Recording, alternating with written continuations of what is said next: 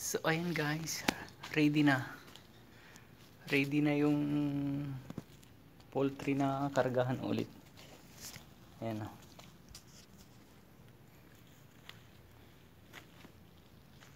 Ready na. Pagparating pa lang yung sisiw guys, ano, maano yung ano. Pero isang beses lang. Ayan. Sa 16 na kasi yung sisiw ba.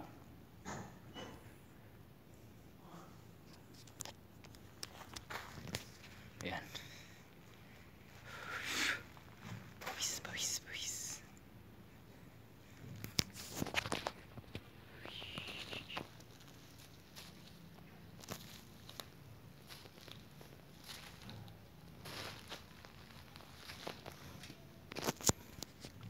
Hindi na namin pinalitan yung ano, yung ipot ba.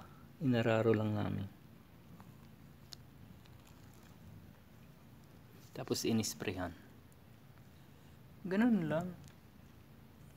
Pwede nang kargahan ulit. Sa Sabado na yung dating ng mga sisiw guys.